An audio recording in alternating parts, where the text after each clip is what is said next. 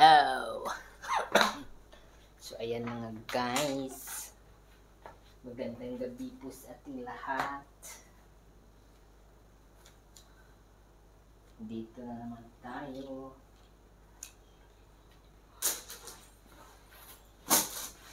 Ayan. Ngayon tayo magre-record ng ng ating pang 28 na araw. Kasi nga kagabi hindi nakapag-record. Ewan ko. So ayun, hindi ako nakapag kagabi kasi nagtawag dito. May pinanood ako. Nanood pala ako ng kagabi ng volleyball yung sa ABC Men's Cup. Kaya yun, talo. Talo pa rin ang mga men's volleyball national team natin. Ang kalaban nila kahapon is Bahrain. So yun. Dalawang magkasunod na talo sila. Ano ba yung una nilang nung nakarang araw? Kalimutan ko yung naging naging kalaban nila. Ano ba yun?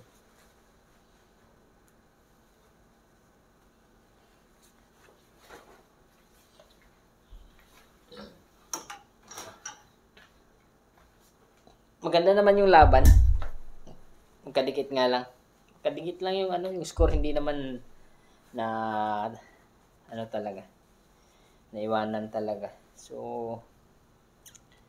I think malapit naman na. Kaya naman nilang makipagsabayan siguro. Siguro kung nandun si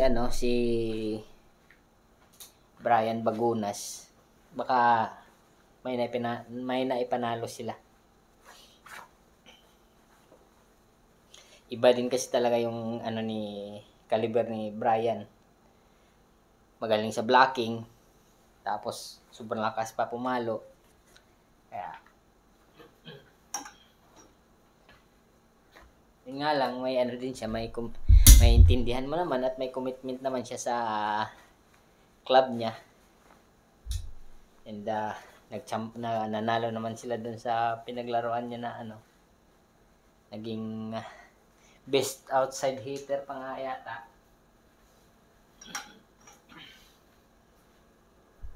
So ayun. So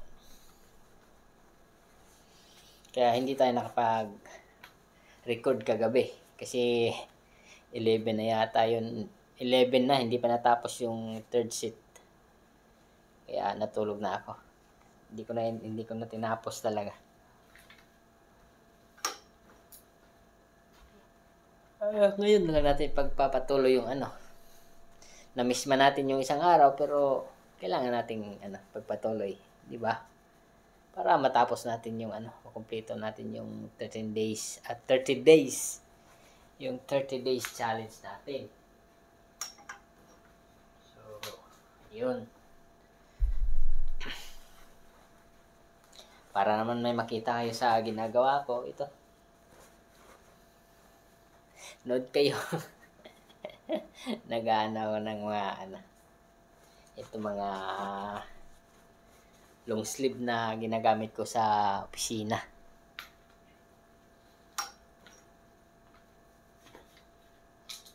Yung mga long sleeve ko. Kasi pinaplansya ko sa labas. At doon. Kaya yun. Tinitiklop ko ngayon. Ay, hindi pala tiniklop. Hinanger pala.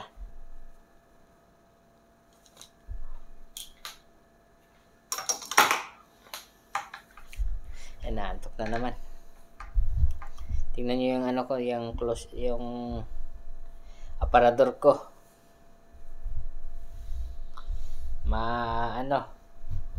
Tawag dyan. Magulo. Hindi nagliligpit. laging tinatamad magligpit. Nakakatamad din minsan magligpit kasi, kaya yun.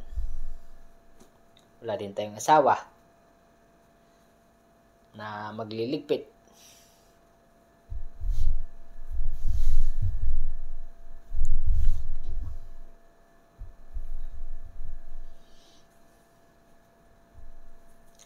Pero sanay naman na tayo, di ba? 15 years na tayong naging OFW. Yun. Minsan naisipan na ding mag for good. May mga tinatapos lang talaga na bayaran, kaya hindi pa ma-afford mag for good. Wala ding ipon. May ipon resibo buwan-buwan. Kaya yan. So, as lang. Hopefully makapag-ipon tayo at siyempre makapag for good na, di ba?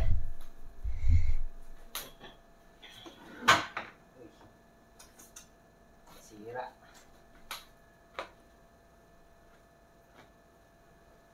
Kaya sa mga dyan, sa mga bagong OFW dyan,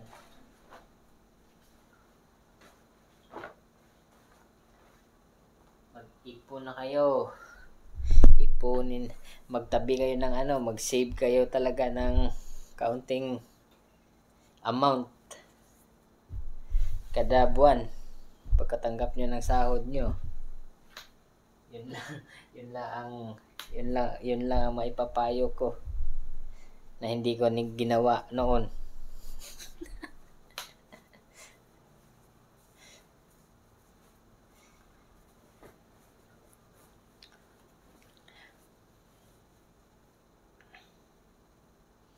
Actually, ayos naman maging OFW. Lalo na pag yung salary mo is maganda, malaki yung offer mo sa company, yung mga ganong bagay. Yan, i-title natin konti. Yan.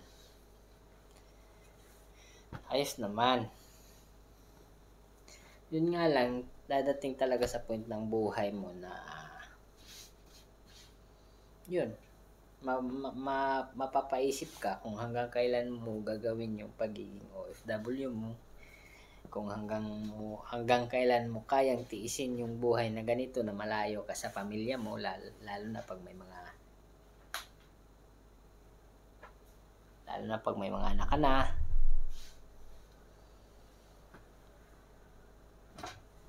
Kasi ang naiisip ko is ganito. Oo nga, maganda nga kang kita, malaki nga ang kita, nakakapag-provide ka ng mga gusto ng pamilya mo, ng mga anak mo, lalo na ng mga anak mo. Pero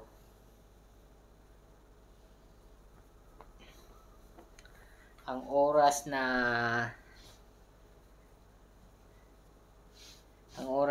dumadaan na hindi mo kasama ang pamilya mo, lalong-lalo na yung mga anak mo, mga anak natin, is malaki ang nawawala. So, ayun. Ngayon, maliit pa nga yung anak ko. Yung panganay ko is 13.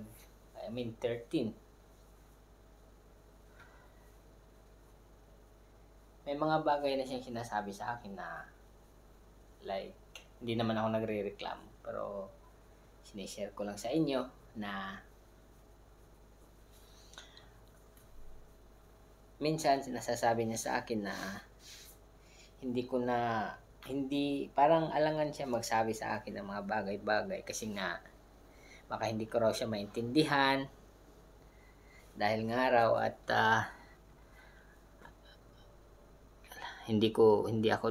wala ako doon, hindi ko siya nakakasama palagi, yung mga bagay na yun.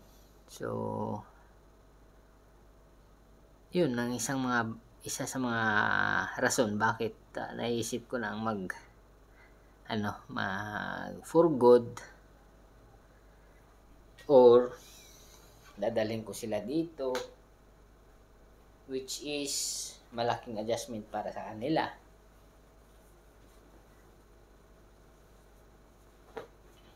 Yun ay pag-uusapan pa. Dahil nga, dalawa silang magkapatid. Yung bunso ay 6 years old pa lang. Magdidepende pa sa mami nila kung ayos ba o hindi.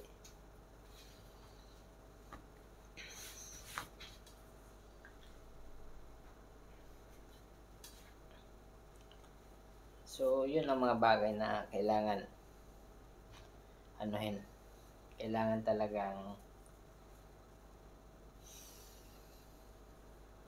pag-isipan, lalong-lalo na pag may mga anak na. So, ayos naman siguro. Ayos naman ng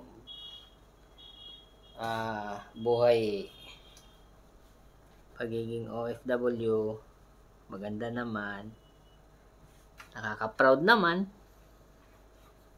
But yun nga, ang sinasabi ko lang is may point talaga sa buhay na mapapaisip ka na lang.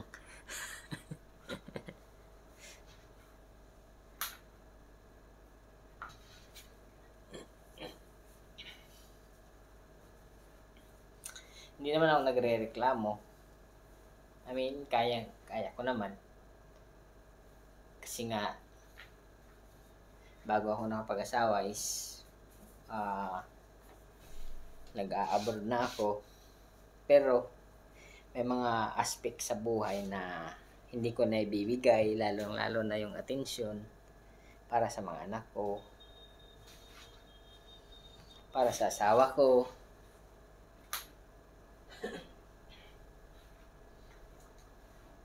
Kahit pa sabihin natin may video call naman, pero iba yung impact talaga ng yung iba yung impact ng present ka at the moment ng conversation. Hindi lang sa conversation, pati na din sa mga halimbawa yung mga happy moments na na-spend mo sa mga anak mo, sa asawa mo. Yun ang nagiging kapalit ng pagiging isang OFW.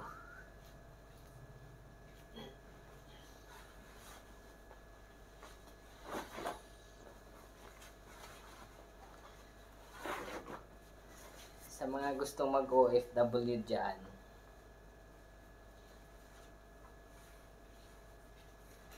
alam ko madaming gusto lumabas ng bansa, mag-OFW. Ang masasabi ko lang is try nyo muna magnegosyo. Kasi hindi natin alam na mas magiging maganda pala yung buhay mo sa ninegosyo kung magnenegosyo ka, kahit kaunti lang yung hindi ganun kalakihan ang kita o just sasabihin natin enough lang para sa pamilya. Mas maganda yung ganun kasi nga nakakasama mo yung pamilya mo.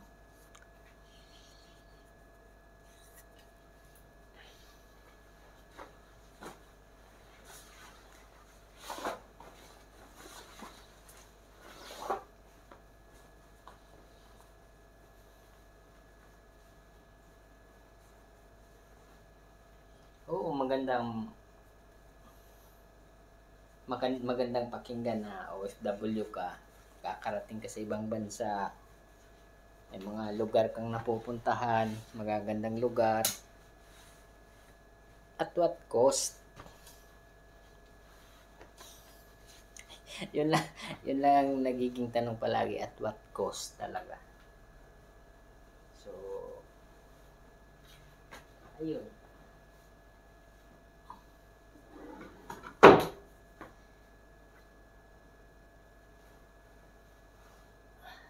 ayun. Yun ang magiging tanong mo sa sarili mo. Ano yung purpose? Dahil nga, bawat isa sa atin, pag lalong-lalo na yung mga nag-OFW, ano yung rason? Yun naman talaga Yun naman talaga ang nagiging umpisa. Kung ano yung rason bakit gugustuhin mong mag-OFW.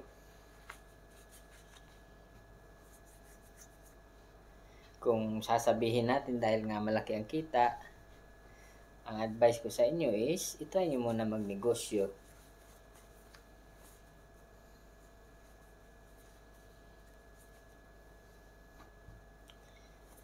Malay mo, doon pala ang swerte mo sa negosyo.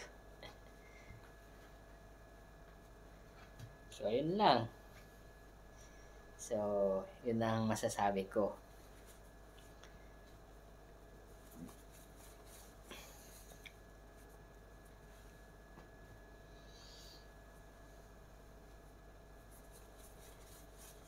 Hindi din naman lahat nagiging maswerte pag nag-abroad.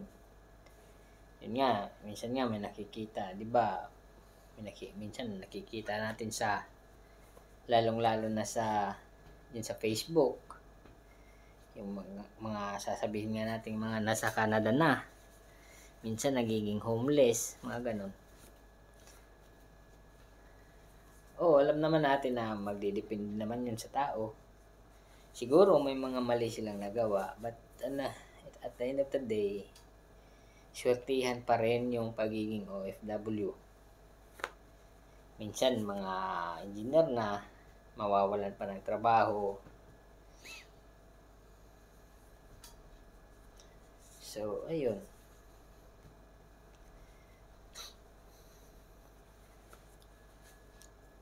Gamble. Malaking gamble din talaga ang pagiging OFW. Pero yun lang masasabi ko. I-try nyo muna magnegosyo kung kaya nyo magnegosyo kumpara sa kasi nga naisip ko na nga din na what if nagnegosyo ako dati. I mean, what if nagtry ako? Hindi ba?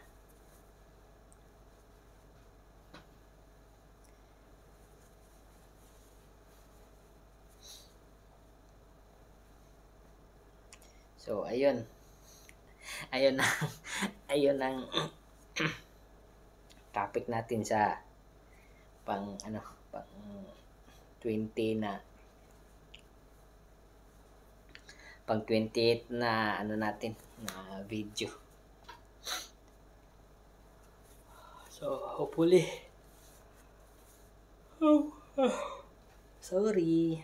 hopefully matapos natin yung 30 days, no?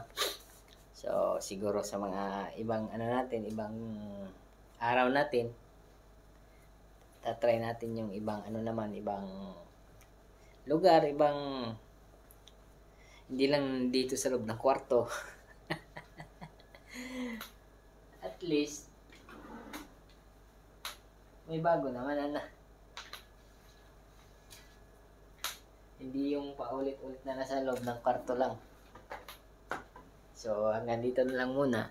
Ito yung pang 20th day ng ating 30 days challenge. So, hopefully, may improvement tayong nakikita. So, hanggang dito na lang muna. Ingat po tayo palagi and God bless.